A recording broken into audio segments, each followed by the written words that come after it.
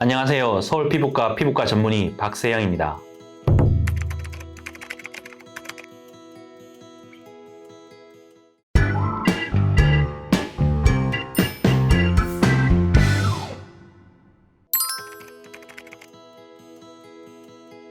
일반적으로 아토피는 어릴 때 발생해서 나이가 들고 성인이 되면서 점점 없어지는 경향을 보입니다. 하지만 드물게 보통 어릴 때 피부 병변은 없는데 성인 만 18세 이상에서 처음 아토피 병변이 생기는 것을 성인 발생 아토피 피부염을 합니다. 2000년 처음 이 용어가 사용되고 연구가 거듭되면서 조금씩 정립이 되고 있습니다.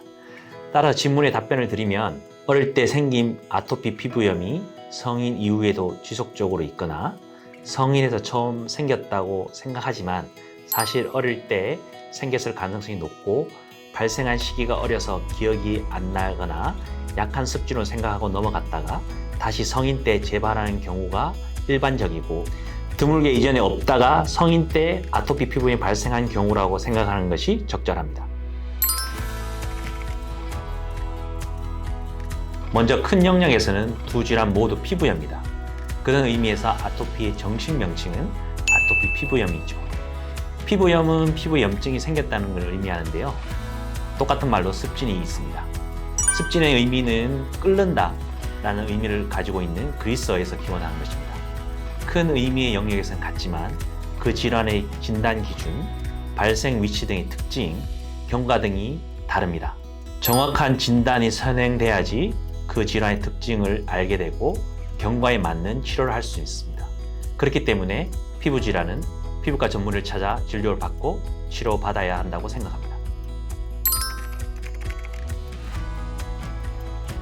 아토피 피부염을 악화시키는 인자는 많이 있어서 진단 기준으로부터 이야기를 시작해 볼까 합니다. 아토피 피부의 진단 기준은 주 진단 기준과 보조 진단 기준이 있습니다. 그중 보조 진단 기준에 피부 건조증과 땀 흘릴 경우의 소양증이라는 기준이 있는데 대표적인 악화 요인을 보조 진단에서 찾을 수 있겠습니다. 즉, 피부 건조증이 증상일 수도 있고 아토피를 악화시키는 부분이기도 합니다. 피부를 건조하게 만드는 낮은 습도와 같은 환경적 요인들로 인해 아토피 피부염은 악화됩니다. 저는 아토피 피부염의 치료의 시작과 끝, 알파와 오메가는 보습이라고 생각합니다. 지속적인 보습 관리가 아토피 피부염을 막을 수 있는 가장 중요한 치료의 기본입니다. 두 번째로, 땀을 흘렸을 때 소양감이라는 기준이 있는데 이 또한 증상이기도 하고 악화 요인이기도 합니다. 땀을 많이 흘리는 여름에 아토피 피부염이 악화되는 것도 이에 대한 증거입니다. 아토피 피부염은 여름에 땀으로 인해 악화될 수 있고 겨울에는 건조한 날씨 때문에 악화될 수 있습니다. 그 외에도 세정제와 같은 외부적 자극에 인해서 악화됩니다.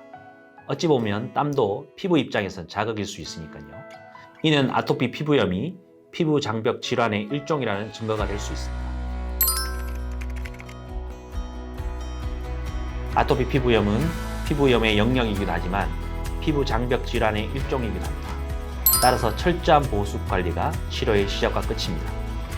보습 관리를 지속하면서 피부염 증상이 발생하는 경우에는 기본적으로 스테로이드 연고와 국소 면역 조절제로 치료할 수 있겠습니다. 최근에 의학이 발전하면서 발생 원인에 대한 선택적으로 공격하는 생물의약품 바이오로직스가 지속적으로 등장하면서 치료에 활용되고 있습니다. 엄밀히 말하면 아토피 피부염은 일반적으로 언급하는 비운성 반응, 켈로이드, 살이 파이는 흉터 같은 것은 생기지 않습니다. 하지만 아토피 피부염이 있었던 피부는 넓은 범위의 염증 후 색소 침착이 발생하거나 피부가 두꺼워지고 살결이 까칠까칠해지는 테스토나 같은 넓은 의미의 흉이 생길 수 있습니다. 색소 침착이나 테스토나 같은 경우에는 시간이 지나면서 조금씩 호전되지만 호전 시기를 앞당기려고 하면 레이저, 약물 치료, 피부 관리 등을 할 수 있겠습니다.